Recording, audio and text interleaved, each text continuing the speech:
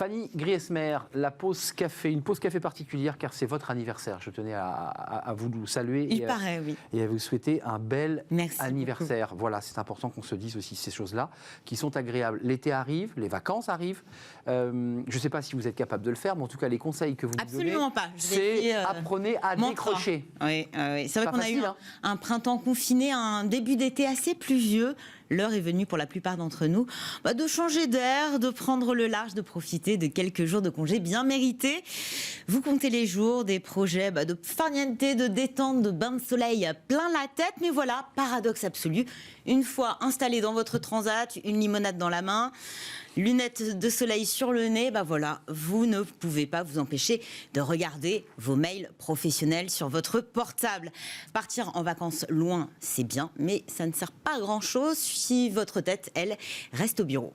Il y a un peu de benchmark. Les Français, dans cette espèce de panorama des touristes occidentaux, ils décrochent pas ?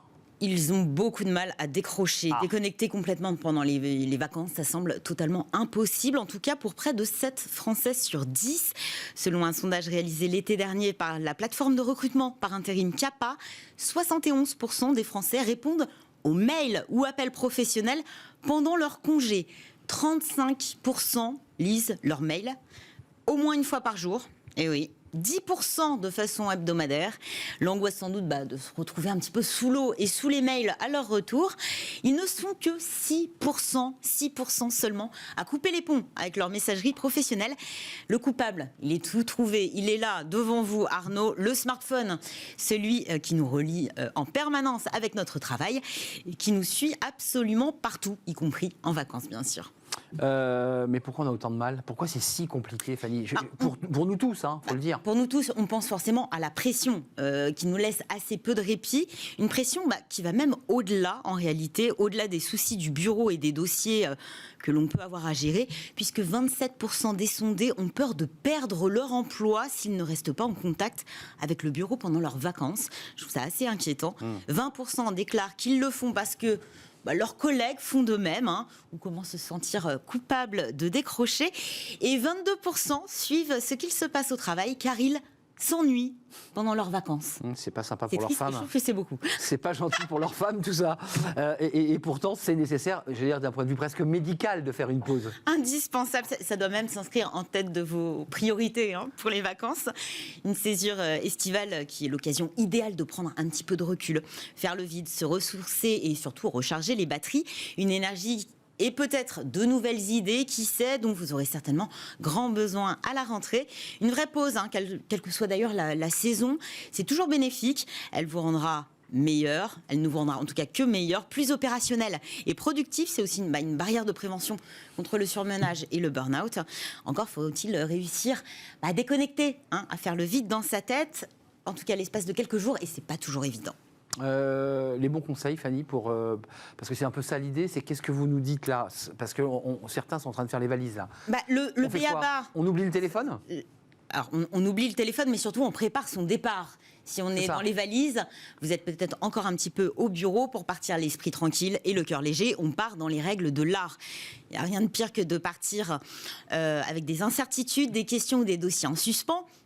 Si vous avez un collègue qui gère en votre absence, organisez une passation de pouvoir, ça vous rendra plus serein. Astreignez-vous aussi à finir votre to-do list. Ne laissez pas des choses à finir à la rentrée. Forcément, vous allez repenser à un dossier que vous allez laisser de côté, qui à votre retour aura pris peut-être un peu trop de retard.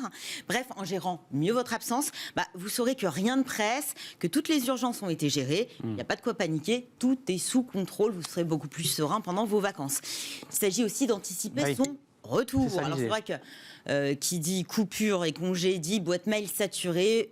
Il faudra faire un petit tri au retour. Sauf si, bien sûr, dans votre transat, vous avez fait des petites séances c'est ça qui se passe. De lecture de mail. On nettoie sur le transat. En revanche, pour y voir un petit peu plus clair pour votre retour, vous pouvez vous faire une pré-to-do list. Vous aurez réuni sur un même... Pré-to-do list, j'adore. Une pré-to-do list, un petit bout de papier, vous avez toutes les missions qui vous attendent. Petit conseil, moi je trouve très important, évitez de caler une présentation, un rendez-vous important, une grosse réunion le jour de la rentrée ou même le lendemain. Ça vous évitera de vous gâcher la fin des vacances et puis puis le boost de la rentrée, on l'a tous, ça risque de l'accentuer. Il s'agit aussi, et vous en parliez, de couper le cordon. C'est ce fil électronique qui vous retient au travail. Alors c'est vrai que bon, chacun a ses obligations, mais essayez de dire adieu autant que possible à tout ce qui pourrait vous faire replonger. Si vous avez un portable professionnel, laissez-le au bureau. Si vous avez votre portable personnel avec votre messagerie pro, désynchronisez les notifications, comme les autres notifications. Facile à dire, pas facile à faire, moi je vous le dis.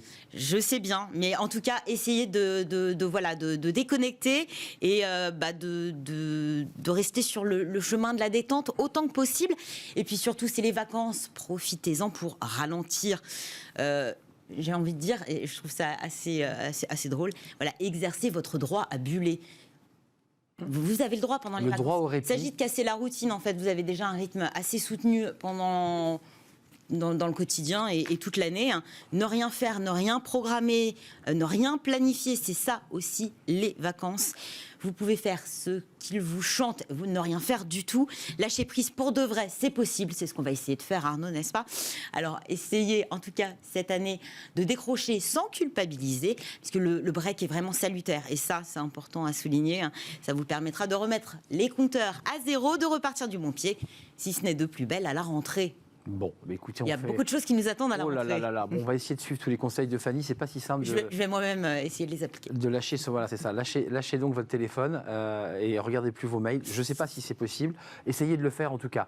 Et puis si vous êtes sur vos lieux de vacances et que vous nous regardez, passez de belles vacances évidemment et profitez bien.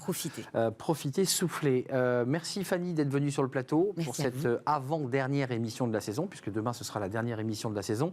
Le cercle RH aujourd'hui, c'est le pass sanitaire. Vous allez me dire, on en parle tous les jours. Oui, parce que les salariés, parce que les patrons d'entreprise, parce que les patrons du secteur culturel se disent qu'est-ce qu'il va sortir de cette loi, quelles sont les obligations auxquelles nous allons devoir nous plier. On va en parler, on parle du secteur culturel avec un des acteurs, patron d'un théâtre connu à Paris.